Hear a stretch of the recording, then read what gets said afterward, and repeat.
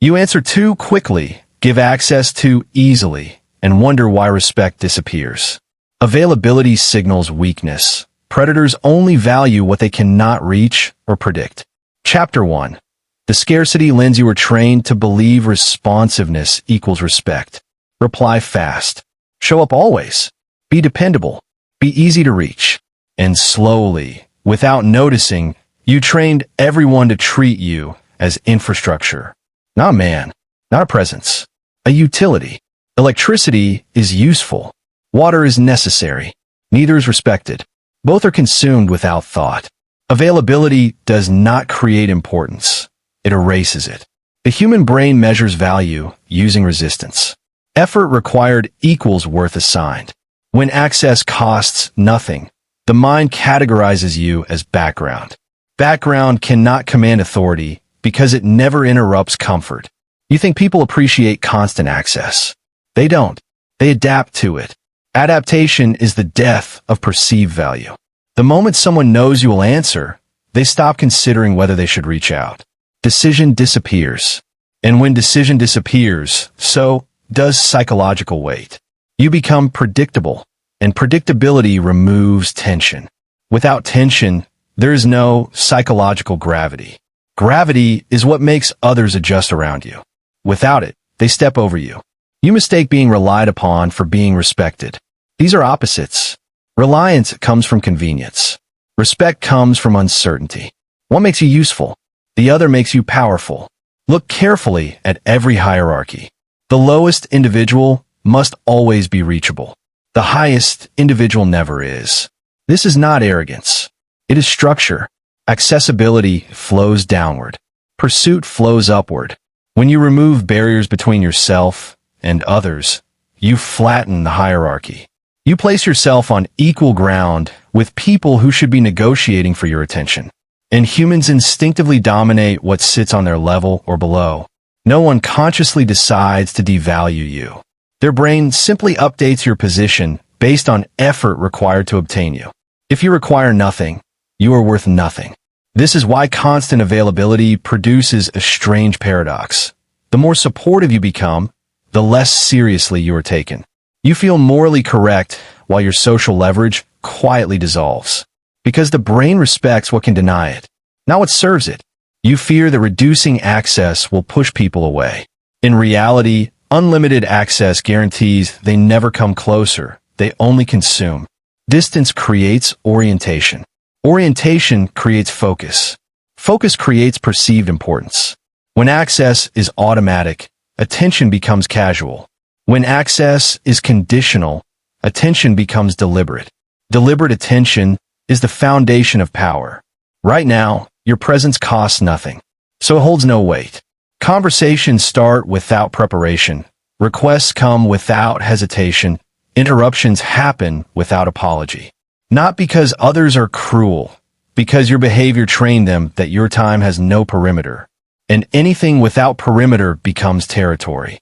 Once you become territory, people don't ask permission. They occupy. Scarcity is not absence. Scarcity is controlled exposure. A boundary that forces the other mind to calculate before approaching. Calculation creates psychological friction. Friction creates awareness. Awareness creates respect. The first shift is not behavioral. It is perceptual. You are not trying to be liked. You are not trying to be dependable. You are establishing positional gravity. And gravity begins the moment access stops being guaranteed. You don't gain respect by giving more. You gain respect by becoming harder to obtain. Every hierarchy on earth follows this law. The one who can withhold interaction dictates the emotional economy of the relationship. The one who cannot is negotiating from below, regardless of intention. You thought availability was kindness. It was surrender. Chapter 2. The mechanics of perceived value. Value is not moral. It is neurological. The brain assigns importance using contrast, uncertainty, and effort. Not kindness. Not loyalty. Not consistency. When something is constantly available, the nervous system stops scanning for it. It becomes environmental noise. You do not admire oxygen. You only panic when it disappears. That panic is value. Humans are wired to chase what withdraws. This is not romance psychology. It is survival coding. In nature, scarce resources demand focus. Abundant resources require no strategy. The mind conserves energy by dismissing what is guaranteed. If you're guaranteed, you are dismissed. Intermittent reinforcement is the most addictive reward structure ever observed. Casinos use it. Predators rely on it. Uncertainty spikes dopamine. Predictability stabilizes it.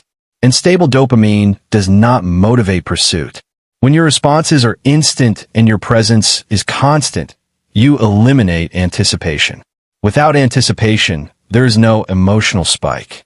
Without emotional spike, there is no attachment to outcome. You become neutral. Neutral men do not command space. Scarcity, however, forces cognitive investment. When your reply is delayed, the other mind fills the silence. Projection begins. Did I say something wrong? Is he busy? Is he ignoring me? Attention intensifies. Your absence creates psychological volume. Silence amplifies perception. The moment access becomes conditional, your perceived status rises automatically. Not because you declared authority, because the brain interprets withheld access as higher leverage. This is primal mathematics. Access flows toward status. Status does not flow toward access. High-value individuals are not measured by how much they give. They are measured by how much is required to reach them. Gatekeepers, barriers, scheduling. These are not ego structures. They are signals. Signals of selection. Selection creates hierarchy, and hierarchy creates respect. You fear that distance equals rejection. But distance, when controlled, communicates standards. Standards imply self-sufficiency. Self-sufficiency implies power. And power magnetizes attention because it suggests autonomy from need. Need is the real weakness. Availability often masks need. The need to be included. The need to be chosen. The need to matter. When you respond instantly, initiate constantly, and adjust endlessly, the subtext is dependence. Dependence lowers perceived rank. You cannot appear sovereign while orbiting others. There is also another mechanism, emotional asymmetry. In every interaction, the one who is less reactive holds more influence. The one who waits less anxiously dictates pacing. Emotional neutrality destabilizes those seeking validation.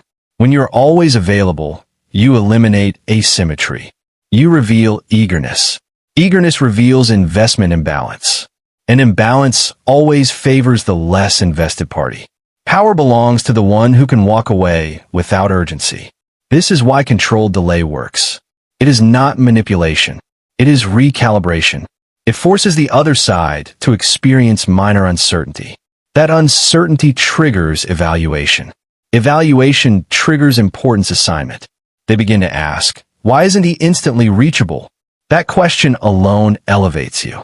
Because now your behavior is being interpreted, not consumed. The mechanics are simple. Predictable access, familiarity, reduced novelty, lower emotional charge, decreased respect, scarce access, anticipation, emotional tension, increased focus, elevated status. You do not need to dominate verbally. You adjust availability, and perception adjusts itself. The brain cannot help it. Respect is not requested. It is induced. An induction begins the moment your presence is no longer guaranteed. Chapter 3.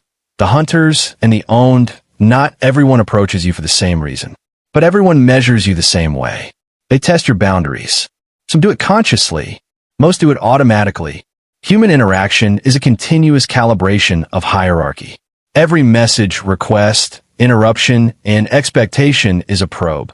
How much access do I have to this person? Your answer determines your role. There are 4 recurring archetypes that appear around unlimited availability. The pursuer, this one, is drawn to resistance. They respect limits. When they sense structure, they invest effort. But when you remove friction, their interest collapses. Not out of cruelty, out of instinct. You think being accommodating strengthens connection. For the pursuer, it ends the game. Without challenge, there is no engagement. You turn yourself from a goal into a possession. Possessions are maintained, not valued. The tester, they escalate gradually. Small favors first, then larger ones. Not because they need them, because they are mapping your perimeter. Each compliance redraws your boundaries smaller. You call it helping. They call it confirmation. The moment you always adjust, they stop negotiating. Requests become expectations. Tone changes. Politeness fades. Not intentionally. Hierarchy has simply been established. You demonstrated you won't resist. The extractor, this archetype, recognizes resources immediately. Time, attention, emotional labor, problem solving. If you provide it freely, they organize around you. Your availability becomes infrastructure for their convenience. They are not impressed by generosity. They are optimized for it. To them, you are not a person with limits. You are a system that responds on demand. And systems do not receive respect. They receive usage. The more reliable you are, the more invisible you become. The dependent, they attach quickly to constant access. Your predictability stabilizes them. But dependency creates imbalance. They lean more as you support more. Eventually, your withdrawal, even small, feels like betrayal. Not because you harmed them, because you trained them you wouldn't stop. Unlimited availability doesn't build connection. It builds entitlement. Across all four types, the pattern is identical. Access defines status. No one wakes up deciding to devalue you. Their behavior adjusts to the behavioral permissions you broadcast. Humans rarely respect what cannot refuse them. Refusal signals autonomy. Autonomy signals strength. When you never refuse, your identity shifts subtly. You stop being interacted with and start being utilized. Conversations become shorter. Gratitude becomes rare. Timing becomes assumed. You notice it but explain it away. They're just comfortable with me. Correct. Comfort eliminates caution. And caution is the root of respect. Observe any structured hierarchy, military, executive leadership, elite institutions. Access is filtered, not to inflate ego, but to preserve role clarity. The moment everyone can reach the authority instantly, authority dissolves into negotiation. You have been negotiating downward without realizing it. Availability feels morally right because it avoids conflict. But conflict avoidance silently transfers control to whoever demands more. The person who sets the interaction pace becomes the psychological leader. Right now, others set yours. They message when they want, call when they want, expect when they want, and you respond when they want.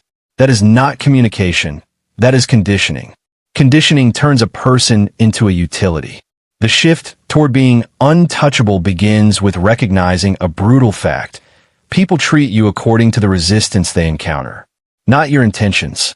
Not your loyalty. Not your character. Your boundaries teach them how to see you. An absence of boundaries teaches them you don't have a self to protect. You believed availability proved strength. To observers, it proved ownership. Chapter 4. Historical proof of distance. Power has always understood distance. Not emotional distance, structural distance. Kings did not stand in the marketplace answering every request. Generals were not accessible to every soldier at any hour. Strategists did not expose their thoughts to every ear in the room. Not because they were cold, because proximity erodes position. Distance preserves rank. Look at empires.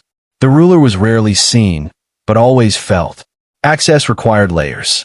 Gates. Messengers. Protocol.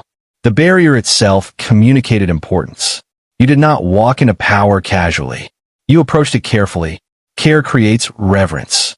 The moment a leader becomes overly accessible, perception shifts. Familiarity replaces mystique. Casual interaction replaces calculated approach.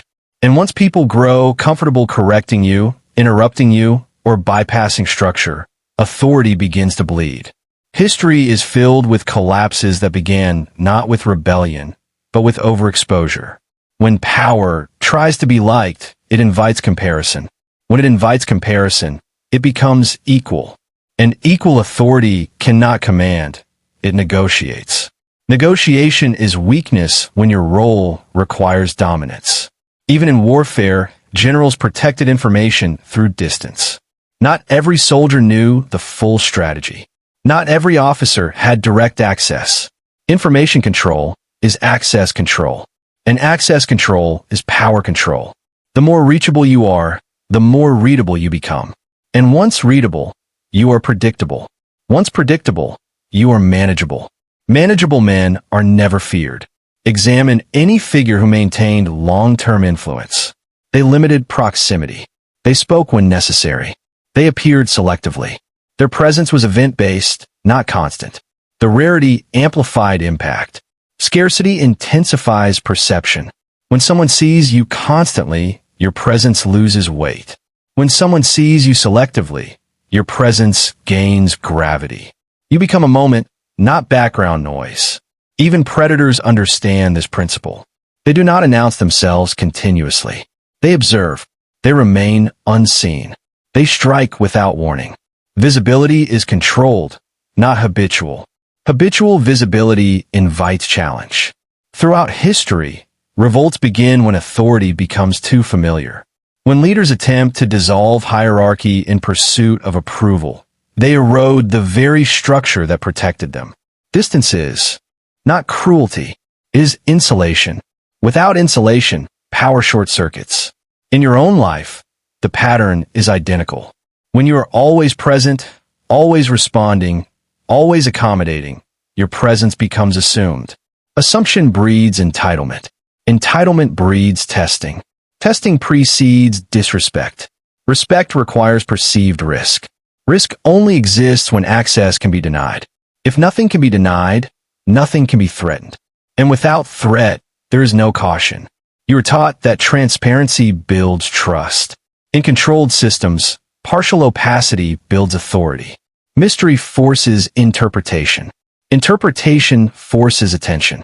Attention builds importance. When people cannot fully predict your availability, they subconsciously elevate your position. They prepare more carefully. They communicate more precisely. They value time with you differently. History never rewards the permanently reachable. It rewards the selectively present. You do not need a throne to apply this law. You need boundaries that feel structural, not emotional. Not reactive silence. Not dramatic withdrawal. Calculated limitation. Distance is not about disappearing. It is about creating consequence. And consequence is the foundation of power. Chapter 5, Controlled Access Strategy Power, is not built through constant presence. It is built through selective exposure. You must learn to manage your availability as if it were a weapon, precise, deliberate, and invisible until deployed. Controlled access is not avoidance. It is a tactical distribution of your attention to maximize perceived value. Every response, every appearance, every acknowledgement must carry weight. Predictable generosity signals weakness. Unpredictable attention signals authority. The first step is scheduling your presence. Responding immediately trains the mind around you that your attention is infinite. Infinite attention equals zero consequence. Introduce delays strategically, not randomly, deliberately. Let others wait. Let them plan. Let them calculate. Each pause forces them to invest mental energy into your existence. That investment is leverage. Next, refine your responsiveness. You do not owe explanation. You do not owe apology. You respond when it benefits your positional power. You initiate only when it consolidates status. Those who constantly reach for your attention are subconsciously negotiating upward, but they must feel the tension of possibility, that they might not be granted it. That tension is currency. Third, create barriers that appear structural rather than emotional. Use intermediaries, automate processes, or designate times for engagement. Visibility must feel controlled, not reactionary. When your audience perceives you as intentionally selective, their brains elevate your perceived rank. A man who is never haphazardly available becomes necessary to plan around. Additionally, embrace silence as communication. In conversation, allow pauses. In social media, avoid overexposure.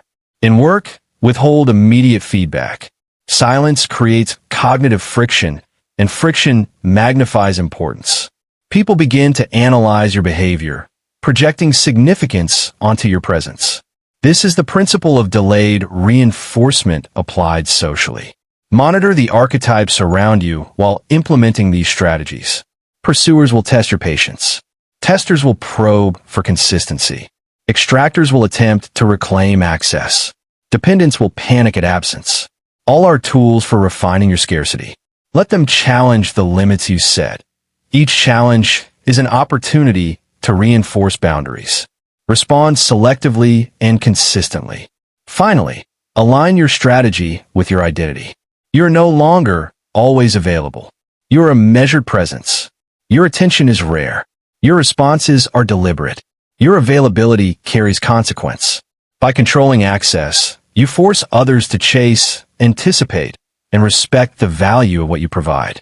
You invert the psychological order. They pursue, you dictate.